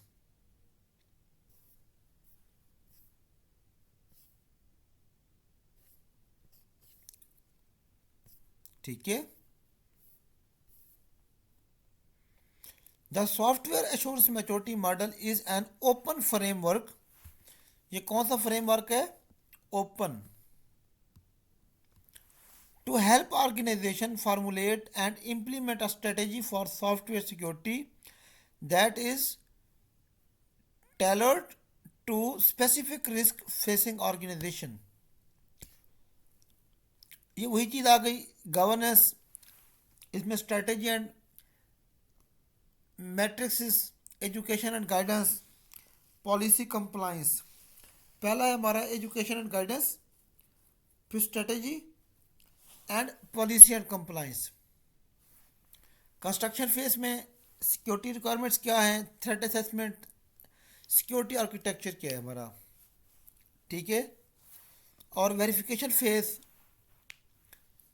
उसमें design review, security testing, code review. अच्छा, पता है ये सवाल किस तरह आएगा? सर एक वो दे देंगे, in software assurance maturity model design review किस कैडर में फॉल करते हैं, नीचे चारों होंगे। आपने कहना वेरिफिकेशन। अगर सर पूछ लें थ्रेट असेसमेंट किस में होता है, आपने कहना है कंस्ट्रक्शन, क्योंकि कंस्ट्रक्शन मतलब है कि आप उसको भी बना रहे हो। बनाने में क्या होता है, थ्रेट असेसमेंट उसमें आती है, सिक्योरिटी आर्किटेक्चर भी उसमें आता है, सिक्योरिटी रिक्वायरमेंट्स हम स्टार्ट में वो करते हैं कि हमारी रिक्वायरमेंट्स क्या हैं। तो ये कंस्ट्रक्शन फेज है, आपको याद रखना इजी रहेगा। फिर गवर्नेंस में एजुकेशन एंड गाइडेंस होती है, वो ये हो गया। वेरिफिकेशन के अंदर अब क्या हो रहा है यहाँ पे, हर चीज़ को design review, code review, security review या टेस्टिंग, तो ये हमारा वेरिफिकेशन फेज है। इस तरह आप इसको याद रख सकते हो। आखिर में बच जाएगा डिप्लॉयमेंट फेज, ठीक है। इसको हम छोड़ रहे हैं।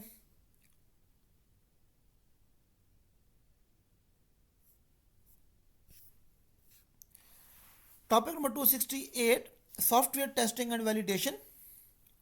फिर वही चीज़ आ रही है यहाँ पे, हम एक तो वैलिडेशन लेट के बैठ गई, ठीक है ना।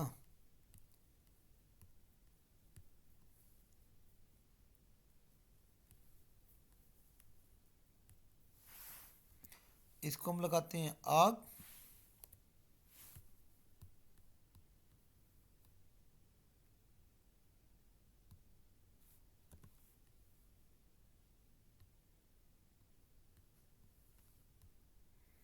हाँ, अब हम अगर आ जाएं यहाँ पे, ये हमने देख लिया, ये भी देख लिया, ये भी देख लिया, ये भी देख लिया, ओके।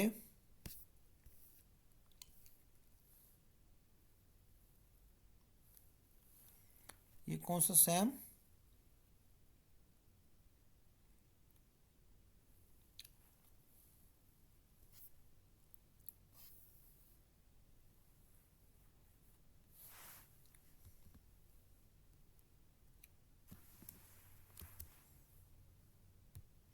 हम यूं कर लेते हैं,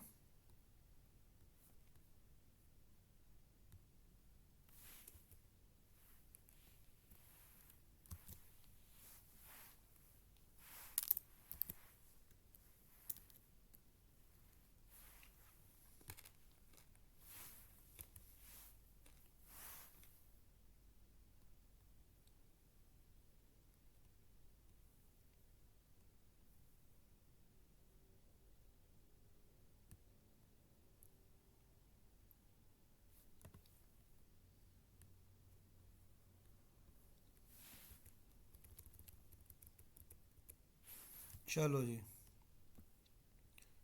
राम राम रंता, अपना काम बनता, बाढ़ में जाए जनता। अच्छा, जनता कहाँ है, इसको हम लगा रहे हैं यहाँ पे। तो webs SAM undertakes software security testing and validation during the following phases। Okay, कौन से फेस हैं? ये दो। वेरिफिकेशन पहले आएगा, फिर डिप्लॉयमेंट आएगा।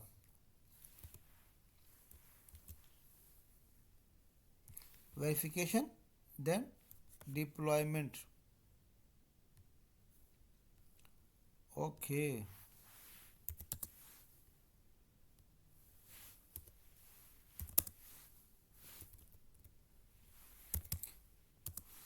Okay, verification phase, deployment phase आपने देख लेने हैं। Oh my god. अच्छा, वेब्स software assurance maturity model verification phase, इसमें क्या है? डिज़ाइन रिव्यू, कोड रिव्यू, ये कौन सा हमारा है? Verification phase. Design review, code review and security testing.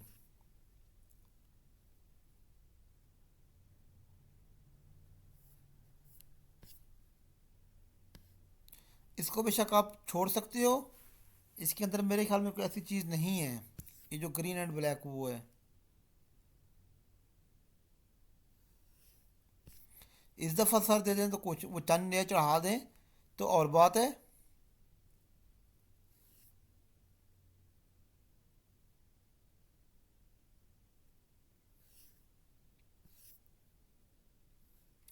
Topic number 269 हमारा है, पहला वेरिफिकेशन फेज था, ये हमारा डिप्लॉयमेंट फेज है। वो था वेरिफिकेशन फेज उस टाइम, अब हमारा ये लाल वाला जिसे हम पिंक कह सकते हैं डिप्लॉयमेंट फेज होगा। ठीक है, तो डिप्लॉयमेंट फेज में environment hardening, vulnerability management, operational enablement, ये आप छोड़ सकते हो, डायग्राम बने हुए सारे ये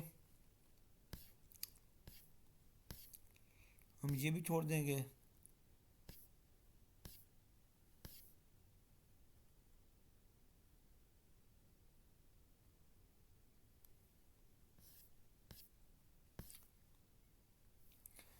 अच्छा, अब embedding information security into project management, PMI 5 phases of project management।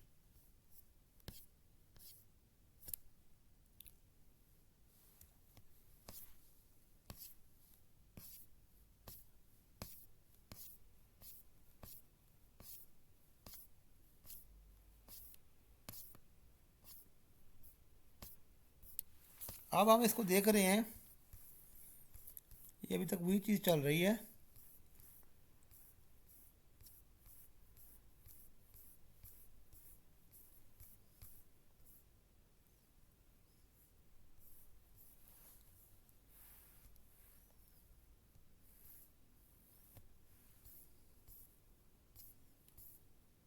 यहाँ ख़त्म हुआ, ये है PMI 5 phases of project management. पहले आप कोई भी चीज़ करते हैं तो उसको सोचते हो, इनिशिएट मीन उसको इनिशिएट करना, ठीक है, मीन स्टार्ट करना कुछ ना कुछ उसका, फिर उसको प्लान करना कि क्या लेना है, क्यों लेना है, पैसे कहाँ से आएंगे, फिर इसको एग्जीक्यूटिंग, कंट्रोलिंग एंड क्लोजिंग। ये 5 स्टेप्स हमारे पास इंपॉर्टेंट हैं। ठीक है ना, 5 phases of PMI project management, 5 steps हैं ये।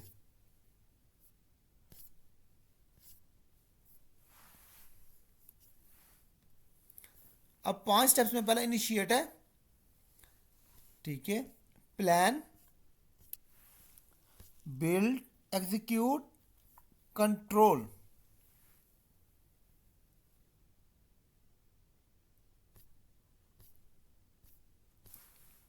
How to build, how to conduct internal security assessment. Internal security assessment कैसे वो करनी है? What is internal security assessment? An effort to assess the security posture, risk और vulnerability of any project. यानी वो हमारे सिस्टम के अंदर घुस के उसके रिस्क, उसकी विलनरेबिलिटीज़, ठीक है ना, या उसका सिस्टम सारा चेक करना चाहें for any project, services, application और डिवाइस। ठीक है ना, when is internal security assessment required, ये मेरे ख्याल में इंपॉर्टेंट है। इसको मैंने रेड कर दिया सारे को कि ये इंपॉर्टेंट है। सीक्वेंस ऑफ सिक्योरिटी असेसमेंट ये भी आ सकता है, इनकी सिर्फ स्टेप्स याद करने हैं।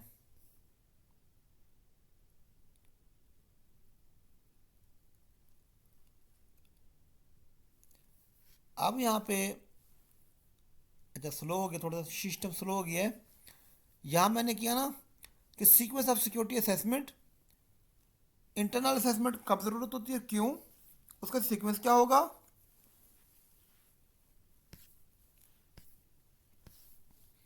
ये इसकी थोड़ी सी डिटेल आपने खुद देख लेनी है।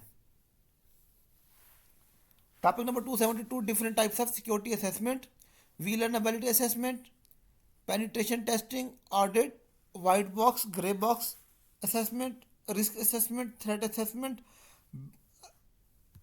आप यहाँ पे सर पूछ रहे हैं टाइप ऑफ सिक्योरिटी असेसमेंट, आपने कंफ्यूज नहीं होना, तो आपने ये लिख देना है। अगर सर पूछे टाइप ऑफ टेस्टिंग, जो हमने पहले पढ़ ली उधर अंदर, तो वो और चीज़ है,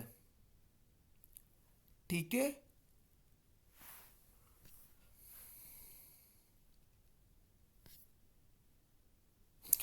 अच्छा अब पेनिट्रेशन टेस्टिंग क्या है, सर आपसे पूछेंगे व्हाट इज पेनिट्रेशन टेस्टिंग।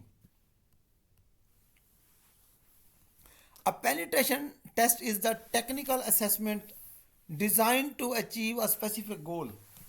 ये क्या है, technical assessment design to achieve specific goal, for example to steal customer data, to gain domain administrator, और to modify sensitive salary information. Penetration tests are for testing security that is assumed to be strong. No point in wasting the effort if hardening and vulnerability assessment have not been done। क्या मतलब अगर hardening और vulnerability assessment नहीं की गई तो system के ऊपर कोई मस वो नहीं होगा, उनको टाइम नहीं लगेगा।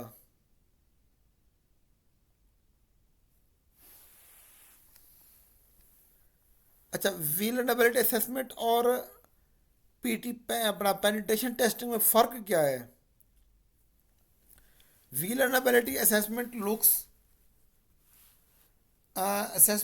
looks for security problem when you know assume they exists, and penetration testing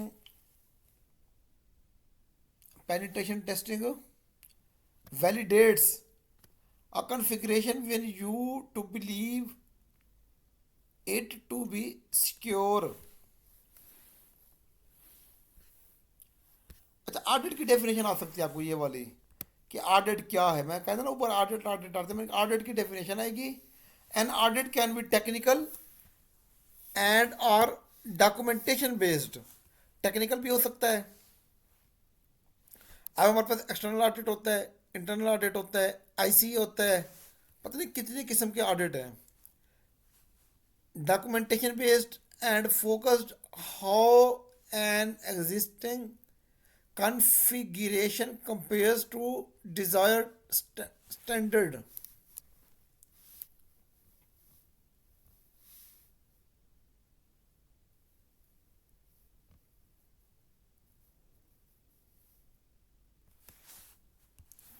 अच्छा भाग भाग के नीचे जाते हैं।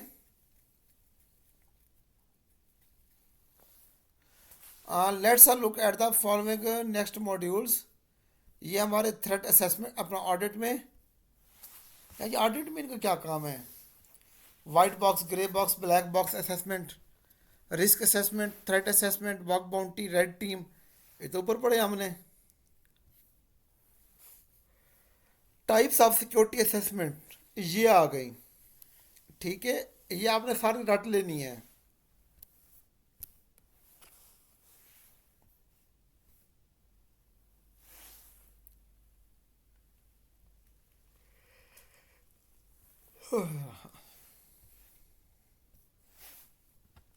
देखो मुझे नींद आने लग गई, ये टॉपिक ख़त्म नहीं हो रहे आपके, 12:30 बज गए। रिस्क असेसमेंट छोड़ रहे हैं इसको।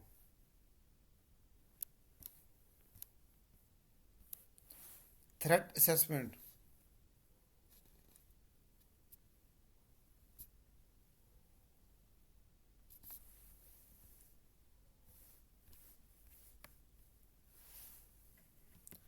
ये फिर वही आ गई। Security types of security assessment.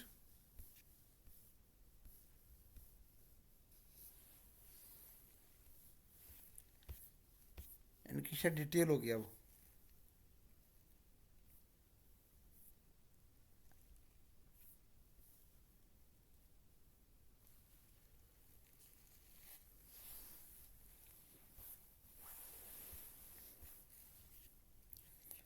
VA and penetration testing. अच्छा, यहाँ पे अब हमारे पास यूज़ हो रहे हैं वाइट बॉक्स, ग्रे बॉक्स। तो अगर कोई MCQs आ जाता है कि हमने किस तरह का सॉफ्टवेयर यूज़ करना है, तो आपने कहना है वाइट लिस्ट, ठीक है। ब्लैक लिस्ट जो हमारा वो है वो यूज़ नहीं करना है, ना grey list. White list software ही हमेशा यूज़ करने हैं अपने सिस्टम के लिए।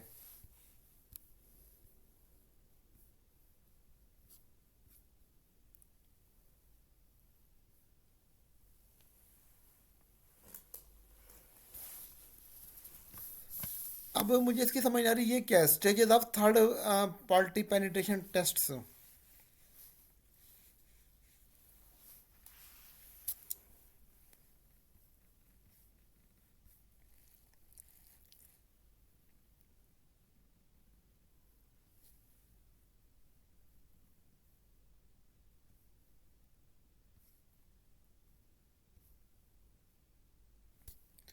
अच्छा, मैं भी देख रहा हूँ।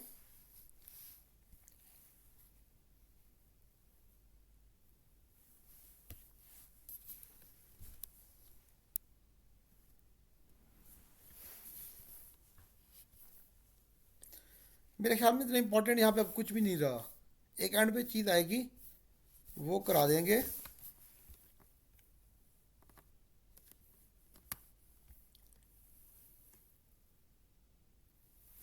वो ये कह रहे हैं कि बेनिफिट्स ऑफ सिक्योरिटी ट्रांसफॉर्मेशन, कि सिक्योरिटी ट्रांसफॉर्मेशन हम जो करते हैं उसके बेनिफिट्स क्या हैं। प्रिवेंशन ऑफ अटैक्स, के अटैक से उसकी बचत हो जाती है, ठीक है ना। Prevention of frauds and pilferage, और reliable and robust IT setup. ये 3 स्टेप्स हैं, इसके बेनिफिट्स हैं।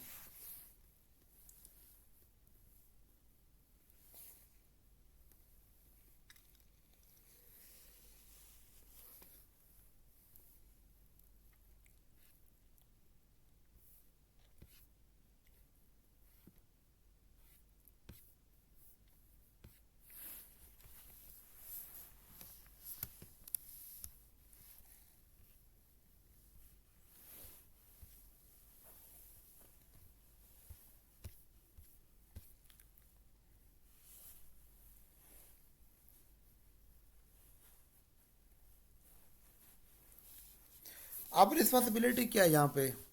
Responsibility for a security transformation is a balance between management and security team. जो हमारी मैनेजमेंट है और उसके दरमियान इन्होंने क्या करना है, बैलेंस क्रिएट करना है।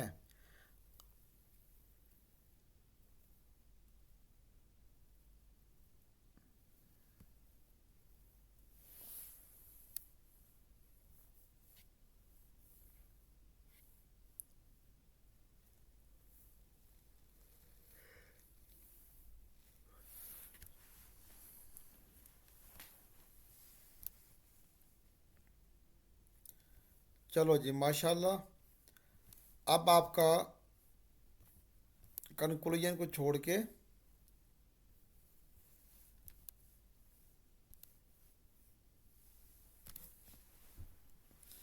यहाँ पे किसके कितने पॉइंट्स हैं।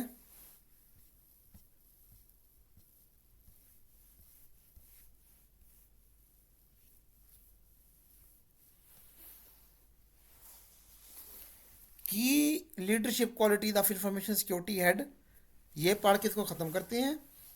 उसके क्या की क्वालिटीज़ हों लीडरशिप की।